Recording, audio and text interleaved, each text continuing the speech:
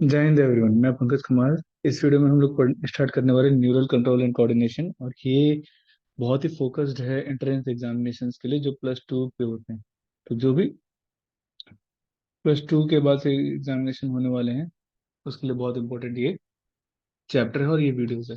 ये इसमें नीट के जो क्वेश्चंस पूछे जाते हैं इस चैप्टर से पिछले 2 सालों में एवरेज 2 क्वेश्चंस पूछे गए।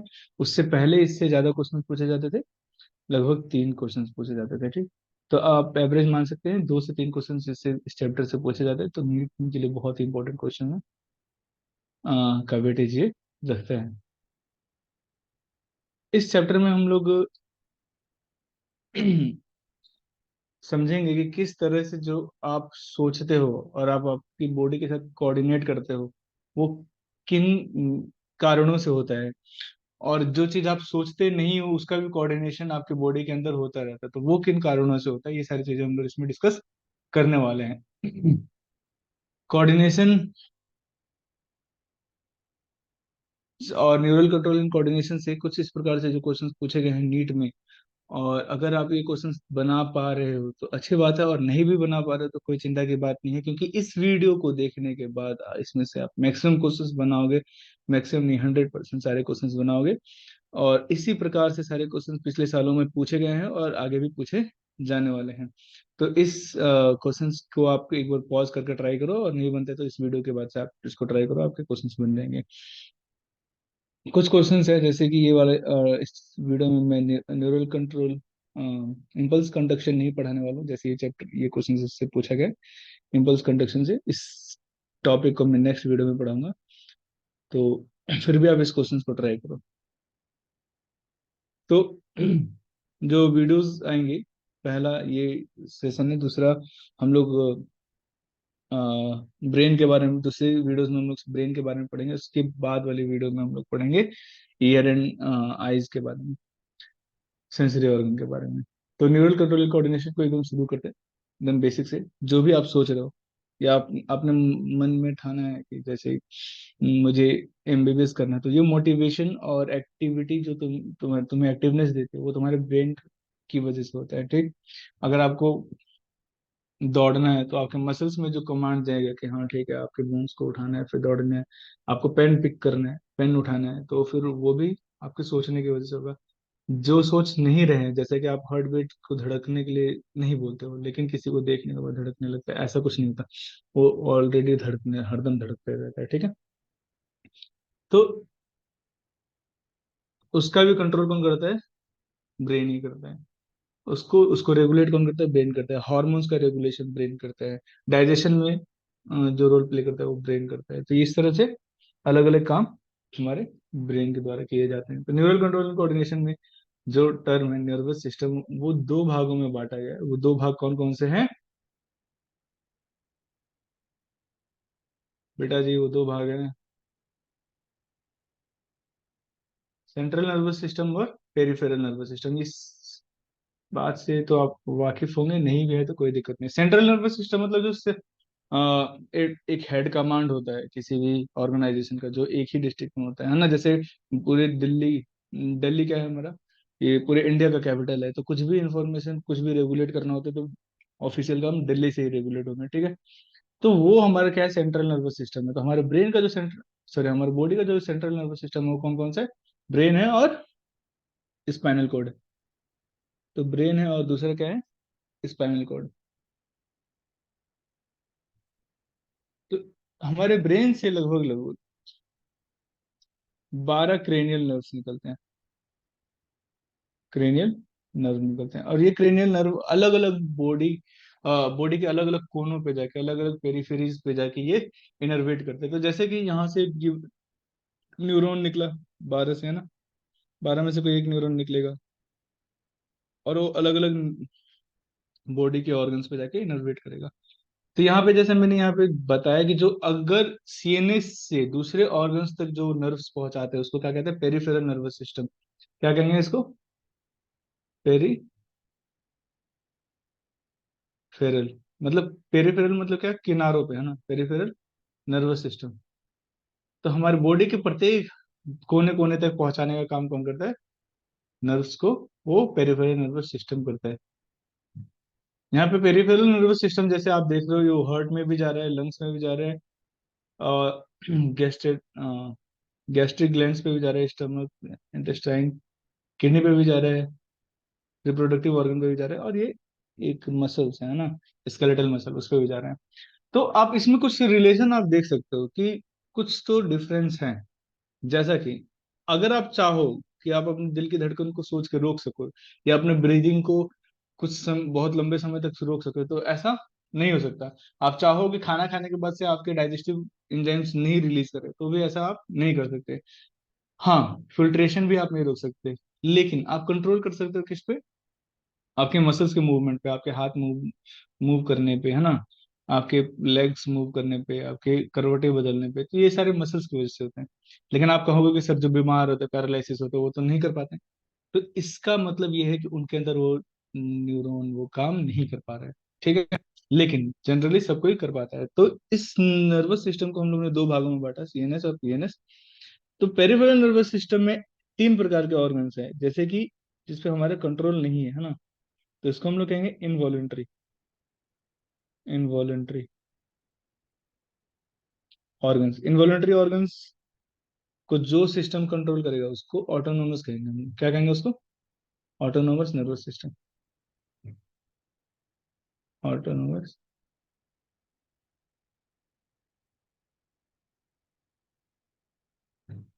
नर्वस सिस्टम, है ना।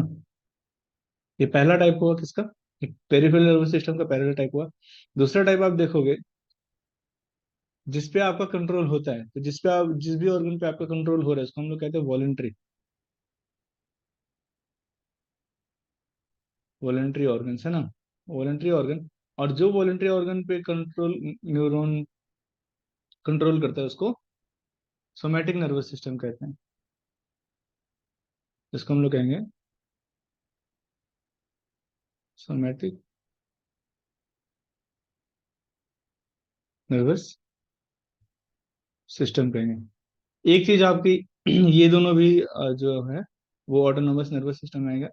ये जो है डाइजेस्टिव सिस्टम एक्चुअली ना ही ऑटोनोमस में है पूरी तरह से, और ना ही सीएनएस में है। सोमैटिक नर्वस सिस्टम में तो ये हो भी नहीं सकता, डाइजेस्टिव। तो होता क्या है, इसके अपने आप के ही एक अलग नर्वस सिस्टम होता है, जो बहुत ही न्यूरॉन्स का जाल बिछा हुआ रहता है इसके डाइजेस्टिव सिस्टम में। उसको हम लोग विसरल नर्वस सिस्टम कहते हैं, या फिर हम लोग कहते हैं enteric nervous system. Enteric nervous system कहेंगे, तीसरा हो गया हमारा इंटेरिक नर्वस सिस्टम। तो आपको ये समझ में आ गया होगा कि जो डाइजेस्टिव सिस्टम से रिलेटेड जो भी न्यूरॉन्स रिलेटेड होंगे, वो क्या होगा? इंटेरिक नर्वस सिस्टम का पार्ट होगा। और जो इनवॉलेंट्री ऑर्गन से जो जुड़े होंगे उसको हम लोग क्या कहेंगे? ऑटोनोमस नर्वस सिस्टम कहेंगे। और जो वॉलेंट्री ऑर्गन से जुड़े रहेंगे उसको हम लोग कहेंगे सोमैटिक नर्वस सिस्टम। बहुत बढ़िया, बहुत सुंदर, सारी चीजें आपको समझ में आ गई। लेकिन अब आते हैं कि ये 12 जो क्रेनियल नर्व्स है, यही क्रेनियल नर्व्स है या इसके अलावा भी कोई क्रेनियल, इसके अलावा भी कोई नर्व्स है स्पाइनल कॉर्ड में? तो स्पाइनल कॉर्ड्स में हमारे पास टोटल 32, टोटल कितने, 30 सॉरी 31 पेयर, 31 पेयर हमारे पास स्पाइनल नर्व होते हैं। 31 पेयर स्पाइनल नर्व होंगे। अब मैं आपको बताने वाला हूँ बहुत इंपॉर्टेंट चीज, वो क्या है कि ये पेन ठीक रहेगा। चलो, तो अब मैं बताने वाला हूँ हमको कि ये 12 क्रेनियल नर्व्स कौन कौन से हैं और इसको याद करने का तरीका क्या है। तो इससे सवाल पूछे गए हैं, और बहुत पुराने टाइम में इससे सवाल पूछे जाते थे, लेकिन अब ये क्रेनियल नर्व से बहुत ज्यादा सवाल नहीं पूछे जाते हैं। तो फिर भी हम लोग याद रख लेते हैं, क्या है? ऊ, ऊ, ऊ, ऊ, ऊ, ऊ, टी,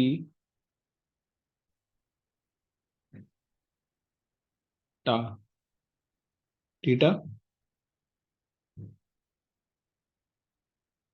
ठीक। ऊ टीटा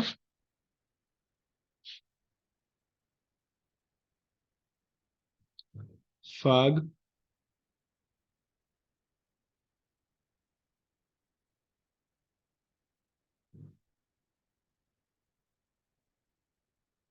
वाह। 8, 9, 10, और ये 11, लास्ट में क्या है? 12। तो ऊ टीटा फागवा कौन कौन से, और इनके नाम क्या कहलाएंगे? और ये बहुत इंपॉर्टेंट है कि आप इसके नंबर्स के साथ याद रखो, ठीक है। सबसे ऊ में कंफ्यूजन हो सकता है, तो पहले आप याद रखना कि आप किसी चीज को सूंघा आपने, है ना, कहीं से स्मेल आ रही थी, तो आपने सूंघा, तो आपने क्या किया? ऑल्फैक्टरी कहेंगे उसको, ठीक है, और सूंघा आपने, ठीक है। तो सूंघा तो आपने देखना शुरू किया, कि अपने आईज को रोटेट करना शुरू किया कि किधर से स्मेल आ रही है, इधर राइट से आ रही है, लेफ्ट से आ रही है, तो आपने इधर उधर देखना शुरू किया, तो वो कौन सा होगा? ऑप्टिक वाला न्यूरॉन आपका काम किया, है ना। ऑप्टिक न्यूरॉन के बाद से फिर उसका बाद से आपने जो आंखों को रोटेट किया है, उसमें न्यूरॉन्स कौन से होंगे? ऑक्यूलोमोटर न्यूरॉन होगा, ठीक है। तो बहुत ही सिंपल है। तो जहां से स्मेल आई, आपको पता नहीं था कहाँ से, तो आपने इधर उधर आंखों को देख घुमाया, रोटेट किया, तो ऑप्टिक और ऑक्यूलोमीटर आया, ठीक है। उसके बाद से क्या? ट्रॉक्लियर, है ना। अब इसके साथ से बार बार रिलेट नहीं करूंगा। उसके बाद से क्या? ट्रॉक्लियर। ट्रॉक्लियर भी रोटेशन में ही मदद करता है, और ये स्मॉलेस्ट न्यूरॉन होता है। चौथा नंबर क्या है ये? क्या होता है? स्मॉलेस्ट क्रेनियल नर्व, ठीक है। उसके बाद से ट्रॉक्लियर के बाद से कौन से? ट्राइजेमिनल है। ट्राइजेमिनल, ठीक है। तो ऑल्फैक्टरी का मतलब आपको समझ में आ गया, ऑप्टिक का मतलब आपको समझ में आ गया, ऑल्फैक्टरी का मतलब कि जो ऑल्फेक्शन, स्मेल्स में मदद करता है। ऑप्टिक का मतलब कि जो साइट के लिए रिस्पॉन्सिबल होगा, ठीक है, रेटिना में जो आप जो देखने के लिए जो रिस्पॉन्सिबल होगा। ऑक्यूलोमीटर मतलब मूवमेंट ऑफ आई बॉल्स, है ना, आई बॉल्स के मूवमेंट, आइरिस, आईलेंस और आईलेट्स के लिए। ये वीडियो को रिवाइंड करके इसको लिख लेना, यहाँ पे मैं लिख नहीं पा रहा, ठीक। फिर भी हम लोग नेक्स्ट आने वाली वीडियोस में इसको वापस डिस्कस करेंगे, जब हम लोग ब्रेन पढ़ेंगे, फिर पढ़ेंगे। ट्रॉक्लियर में क्या होगा? ट्रॉक्लियर में आपका रोटेशन ऑफ आई बॉल होगा। ट्राइजेमिनल में आपका क्या होगा? ट्राइजेमिनल में आपका movement of tongue muscles, jaw muscles, है ना, ये सब हुआ। उसके बाद से क्या है? एब्डेसेंस। एब्डेसेंस मतलब रोटेशन ऑफ आई बॉल, तो एब्डेसेंस, एब्डेसेंस और क्या था? एब्डेसेंस और था ट्रॉक्लियर, ये दोनों ही रोटेशन ऑफ आई बॉल में मदद करती है, ये और ये। उसके बाद से फेशियल है, तो फेशियल मतलब आप फेस में जो भी चीजें मौजूद है, फेशियल एक्सप्रेशन के लिए, चबाने के लिए, गर्दन के मूवमेंट करने के लिए, या फिर टेस्ट के लिए, तो ये उस सब के लिए रिस्पॉन्सिबल होगा फेशियल, है ना। देन फेशियल के बाद से आता है ऑडिटरी, हाँ। ऑडिटरी किसके लिए होगा? सुनने के लिए होगा, ऑडिटरी। ऑडिटरी के बाद से क्या आता है? ग्लासोफेरेंजियल। ये भी टेस्ट, टच और मूवमेंट ऑफ फेरेंक्स के लिए होगा, ये भी क्या होगा? टेस्ट, टच और मूवमेंट ऑफ फेरेंक्स।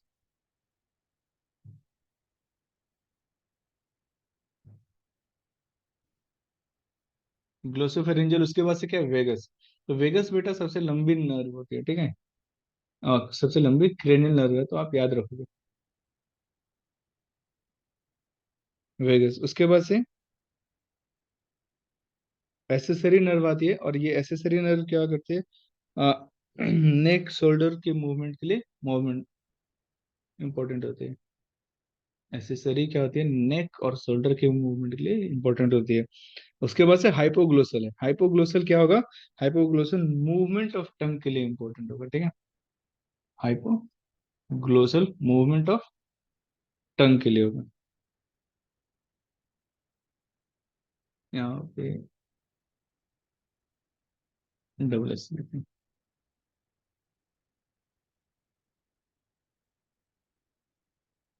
हाइपो ग्लोसल। तो होप सो कि यहाँ से यहाँ तक सारी चीजें क्लियर हो गई होगी, और कोई डाउट होगा तो प्लीज कमेंट करके पूछिए। मैंने यहाँ पे एक और बात ऐड की थी कि वेगस क्या है, लार्जेस्ट, या सॉरी लॉन्गेस्ट को है ना, लॉन्गेस्ट क्रेनियल नर्व है। और जो आपका ट्राइजेमिनल है वो समझ लो बहुत ही ज्यादा नेटवर्क में फैला होता है, बहुत ही ज्यादा लार्जेस्ट कह सकते हैं ना।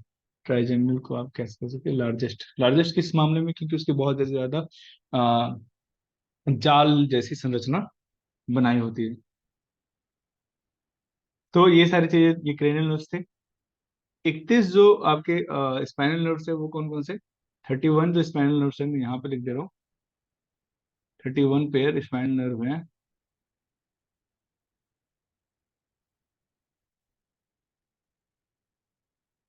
31 पेयर स्पाइनल नर्व है, उसमें से सबसे पहले क्या आ रहा है, सबसे पहले आपका कॉक्सियल। जैसे आपके वर्टिब्रा है उसी के नाम पे ये सब दिया गया है। सर्वाइकल 8 होंगे ना, सर्वाइकल 8 होगा। थोरेसिक 12 होगा। और थोरेसिक 12। देन उसके बाद से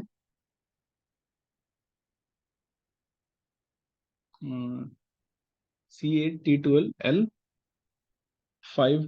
सेक्रल कितना होगा, 1 होगा। कॉक्सियल सेक्रल 5 होगा, और कॉक्सियल 1 होगा। इसके दुगना कर दोगे आप तो 31। तो ये सारे थे आपके स्पाइनल नर्व।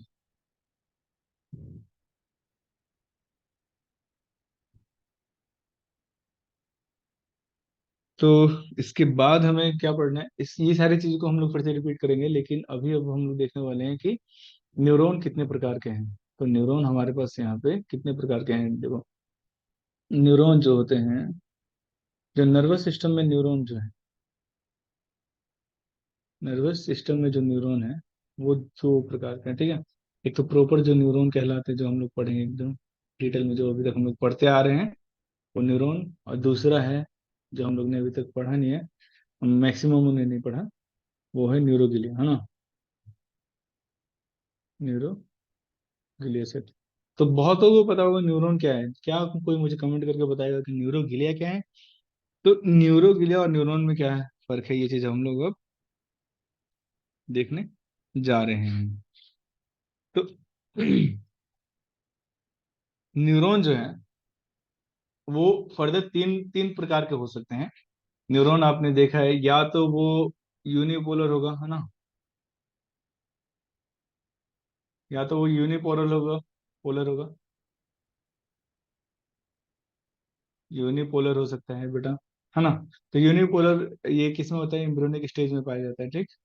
इससे ज्यादा मोटे मोटे किताबें लिख के ये मत सोचने लगना कि ये एम्ब्रियोनिक स्टेज के कौन से पार्ट में पाया जाता है, क्या फंक्शन करता है। टाइम का तो वेस्ट होगा ही, लेकिन रिजल्ट में आपको स्कोर करने में कोई ज्यादा हेल्प नहीं मिलेगा, ठीक है। आपको जितना भी रिसर्च पढ़ना होगा वो आप जाके मेडिकल साइंस में पढ़ना।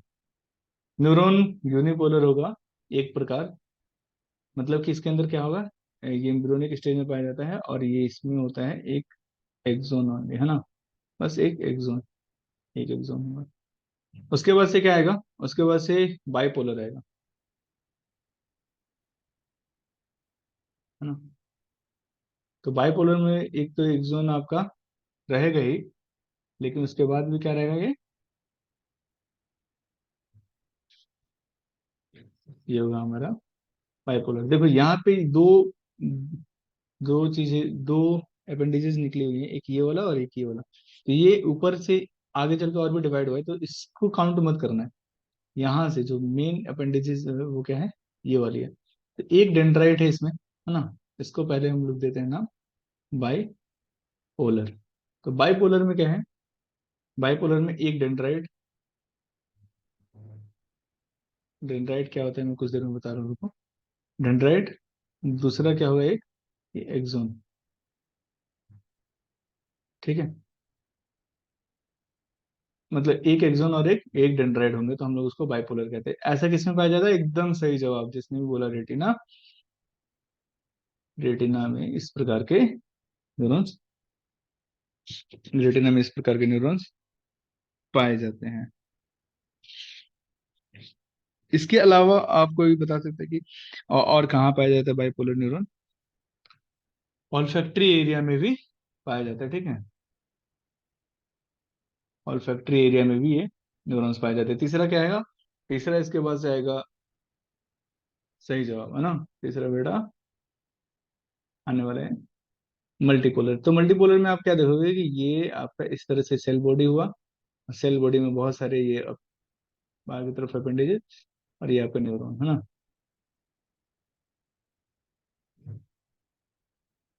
ठीक है, तो ये आपका जो है,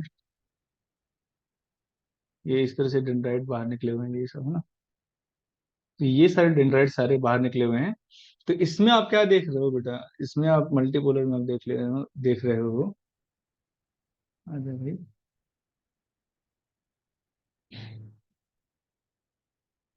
मल्टी पोलर है ना। मल्टीपोलर में आप देख रहे हो कितने प्रकार इसमें क्या आपने देखा कि इसके जो डेंड्राइट है, मल्टीपल डेंड्राइट होगा, है ना। क्या होगा? मल्टीपल डेंड्राइट और एक एक्सोन। तो एक्सोन की संख्या शुरू से ही एक ही रही, बदला क्या? बदला आपका डेंड्राइट का संख्या। तो इस आधार पे आप देखोगे कि मल्टीपोलर और यूनिपोलर और बाइपोलर क्या है। इसका एग्जांपल क्या होगा? इसका एग्जांपल ब्रेन और स्पाइनल कोड्स में, ब्रेन में, स्पाइनल कोड में, है ना। स्पाइनल कोड ये सब में क्या होता है? मल्टीपोलर न्यूरॉन्स पाए जाते हैं, ठीक। अब आते हैं हम लोग न्यूरोगिलिया पे। न्यूरोगिलिया जो बेटा है बहुत ही इंपॉर्टेंट है, क्योंकि ये ही पूरे न्यूरॉन के अलावा ये पूरे नर्वस सिस्टम में 90% होता है। हमारे नर्वस सिस्टम में कितना परसेंट है? 90%। न्यूरॉन कितना है हमारा? लगभग 10% है, ठीक। तो न्यूरोगिलिया करता क्या है और इसकी इतनी ज्यादा जरूरत क्यों है? तो बहुत बार ऐसा होता है कि डेवलपमेंट के दौरान न्यूरॉन बनाने के लिए हमें क्या चाहिए होता है? न्यूरोगिलिया होता है। तो यही न्यूरोगिलिया क्या होता है? ट्रांसफॉर्म करके न्यूरॉन बनाते हैं। इसके अलावा क्या करता है? ये सपोर्ट और नरिशमेंट का काम करता है। और इसके कितने प्रकार हैं? इसके मेनली आपके चार प्रकार है, जो कि एस्ट्रोसाइट्स है। कौन कौन से है? मैं एबीसीडी करके लिख देता हूँ यहाँ पे मुझे। ए क्या है पहला? एस्ट्रोसाइट है ना।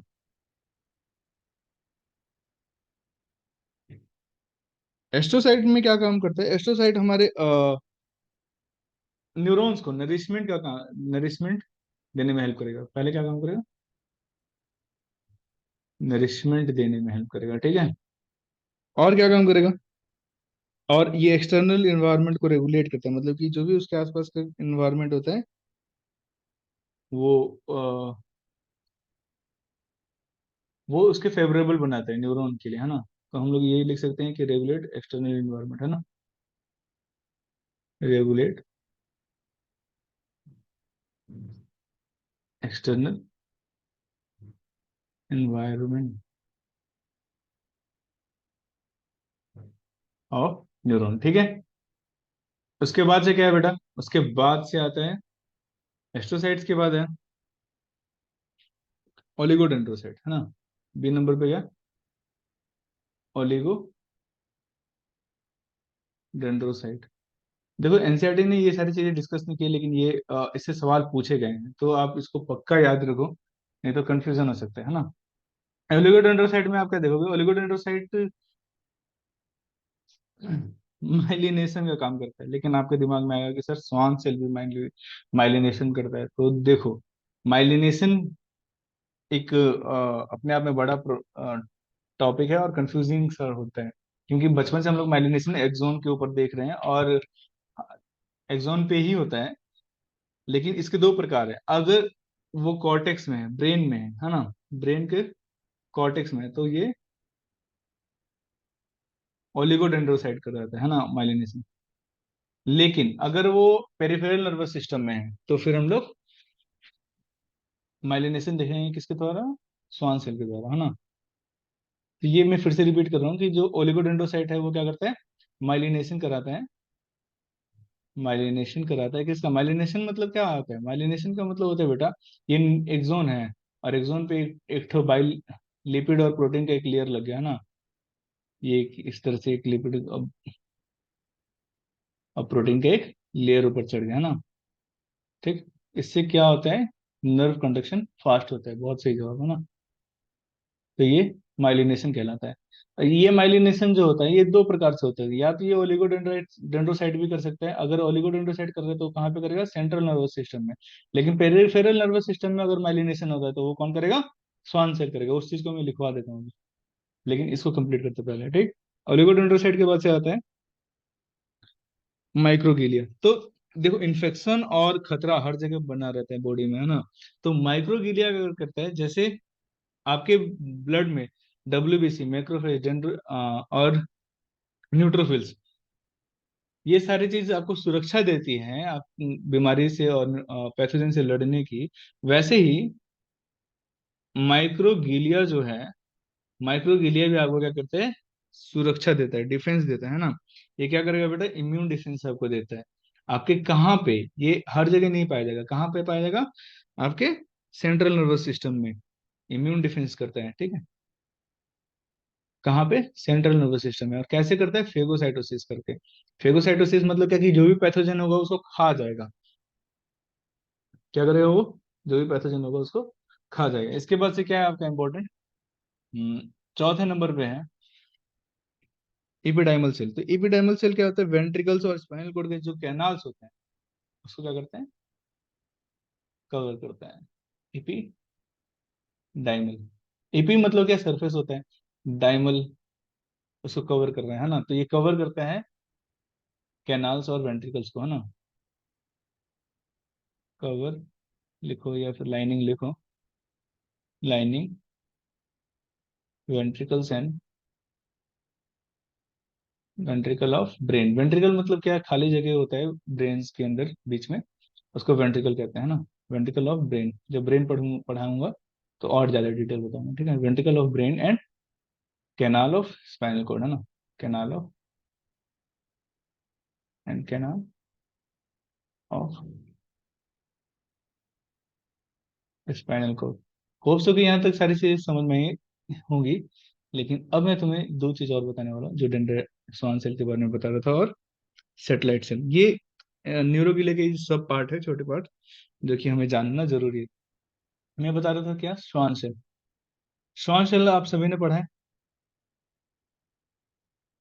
ऐसा कोई जो जिसने नहीं पढ़ा है, मुझे नहीं लगता कि ऐसा कोई भी हो जिसने नहीं पढ़ा। अगर नहीं पढ़ा तो फिर कुछ देर में हम लोग इसको और अच्छे से देखेंगे। लेकिन यहाँ पे ये बात समझिए कि माइलिनेशन का काम करता है। माइलिनेशन क्या है, एक लिपिड प्रोटीन का लेयर है जो एक्सोन के ऊपर चढ़ा दिया जाता है। क्यों चढ़ाया जाता है, ताकि नर्व कंडक्शन अच्छे से हो। नर्व कंडक्शन का मतलब क्या हुआ, कि जो भी आप मैसेज भेजना चाहते हो वो फास्ट भेजा जाए, है ना, सेंट्रल नर्वस सिस्टम तक।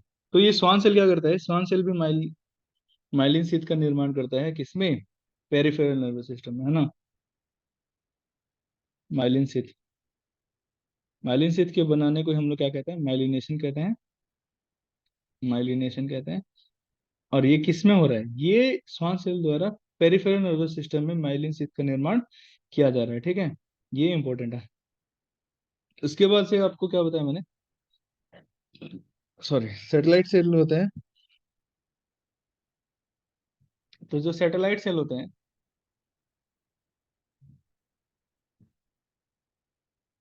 वो सपोर्ट करते हैं, किसको सपोर्ट करते हैं, गैंग्लियंस को, है ना। Supporting the neuron body, neuron cell body, ठीक है। Supporting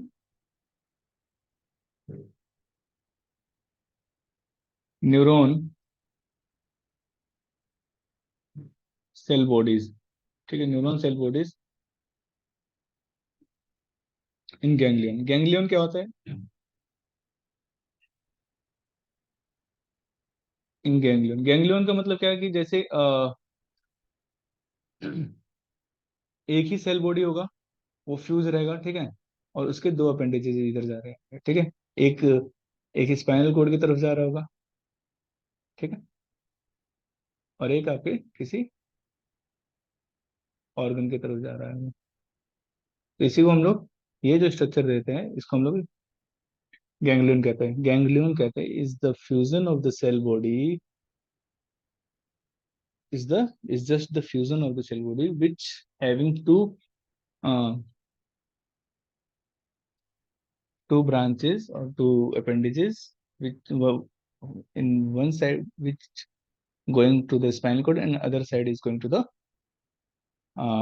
organ। तो ये एक गैंग्लियन है। तो एक टर्म है प्लेक्सिस, है ना। प्लेक्सिस क्या होता है? प्लेक्सिस पेरिफेरल नर्वस सिस्टम में एक नेटवर्क ऑफ न्यूरॉन होगा। नेटवर्क ऑफ क्या होगा? न्यूरॉन होगा।